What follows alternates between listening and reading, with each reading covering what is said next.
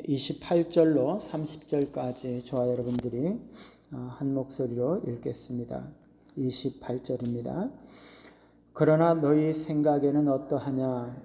어떤 사람에게 두 아들이 있는데 맏아들에게 가서 이르되 예 오늘 포도원에 가서 일하라 하니 대답하여 이르되 아버지 가겠나이다 하더니 가지 아니하고 둘째 아들에게 가서 또 그와 같이 말하니 대답하여 이르되 실소이다 하였다가 그 후에 뉘우치고 갔으니.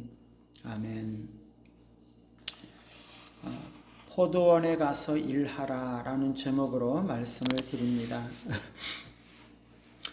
지난 시간에는 예수님에게 권위의 근거 혹은 출처에 관해서 의문을 제기하는 종교 지도자들에게 예수님께서는 세례 요한의 권위의 근거가 무엇인지 질문을 하심으로써 대답하시는 것에 대해서 살펴보았는데, 오늘 말씀을 통해서 예수님은 그 종교 지도자들에게 자신들의 참된 영적인 모습을 들여다볼 수 있는 비유의 말씀을 하고 계십니다.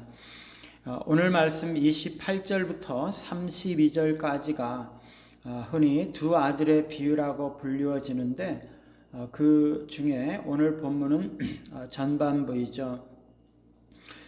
어떤 사람에게 두 아들이 있었는데 그 아버지는 두 아들이 다 포도원에 가서 일하기를 바랐고 그들에게 그렇게 당부했습니다.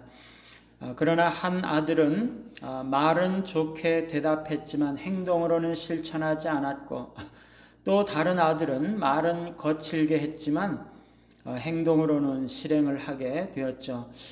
참고적으로 아마도 사본상의 차이 때문일 거라고 생각이 되는데요.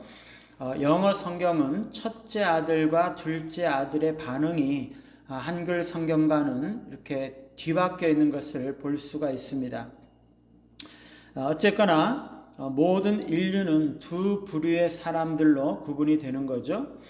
그리고 하나님은 모든 인류에게 공통적으로 아버지이신 것입니다. 그들은 다 똑같이 아버지에게서 은혜를 받았고 똑같이 아버지에 대해서 그리고 가족들에 대해서 의무를 가지고 있는 것이죠. 그들은 동일한 명령을 받았습니다. 둘 다 아버지가 예 오늘 포도원에 가서 일하라 라고 말씀을 하셨죠. 어렸을 때 시골에서 자라신 분들은 농사일이든지 가축을 치는 일이든지 집안일을 거들어야 했을 것입니다. 저도 종종 유채나 깨를 턴다든지 김을 맨다든지 아니면 벼를 벤다든지 하는 밭일을 하곤 했습니다. 그런데 저는 가끔은 공부해야 된다는 핑계로 혹은 또 장남이라는 특권으로 동생들은 밭에 가서 일하는데 저만 반일에서 예외를 받았던 적도 있습니다. 이제 와서 생각을 해보니까 동생들에게 너무 미안하더라고요. 집안에서 어쩌면 이렇게 특혜를 받고 자랐는데 나중에 예수를 믿게 되면서 오히려 아버지와의 관계가 안 좋아지고 집안과 동생들에게 갚아야 할 빚을 제대로 갚지 못한 채 살아오게 되었습니다. 어쨌거나 우리 모두는 아버지와 가족들에 대한 의무가 있는 거죠. 하나님은 우리에게 포도원에서 일하도록 부르셨고 일을 맡겨주셨습니다. 우리는 아담의 범죄로 인해서 황무지를 갈도록 내쫓겼었고 그래서 거기에 나는 목초를 먹도록 되었었는데 그리스도의 은혜로 말미암아 우리는 다시 포도원에서 일하게 된 것입니다. 복음은 우리에게 포도원에서 일하도록 부르고 있습니다. 복음은 우리에게 오늘 당장 혹은 바로 오늘 우리가 포도원에서 일해야 할 것을 요구하고 있는 것입니다. 왜냐하면 우리에게는 일할 수 없는 밤이 속히 오기 때문입니다. 우리는 게으름을 피울 수가 없는 거죠.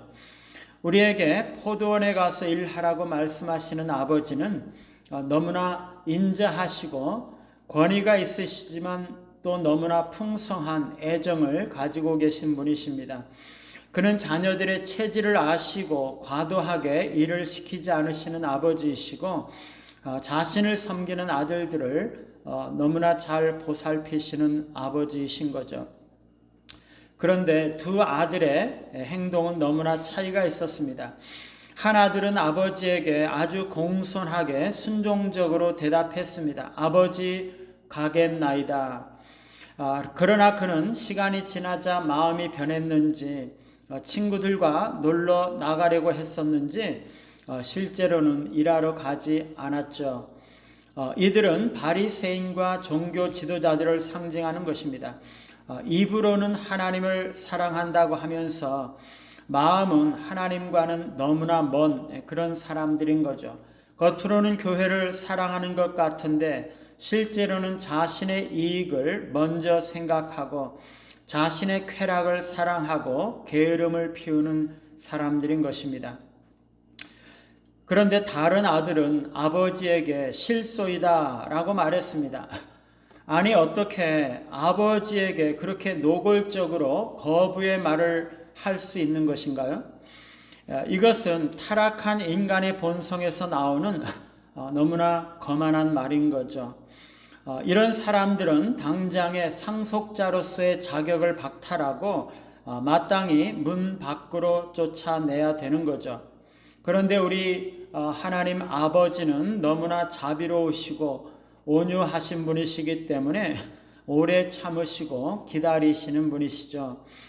그러자 이 아들은 그 후에 뉘우치고 포도원에 가서 일하는 것입니다.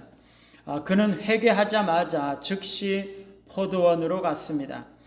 이 아들은 처음에는 자신의 안락을 사랑했고 이 세상에서 누리는 즐거움을 너무나 사랑했기 때문에 아버지의 명령을 거부하고 빈둥거리면서 즐기려고 했지만 아버지의 사랑을 기억하고 뉘우치고 일하러 갔던 것입니다. 이들은 세리와 창녀들을 상징하고 있는 거죠. 이 다른 아들은 세리와 창녀를 상징하고 있는 것입니다. 그들은 처음에 하나님의 뜻을 거스리고 마음대로 살다가 하나님의 사랑을 깨닫고 주님께 돌아와 주님을 믿었던 자들이죠. 오늘날도 하나님께서는 우리를 향해서 바로 오늘 포도원에 가서 일할 것을 말씀을 하십니다. 포도원엔 할 일들이 너무나 많이 있기 때문인 거죠.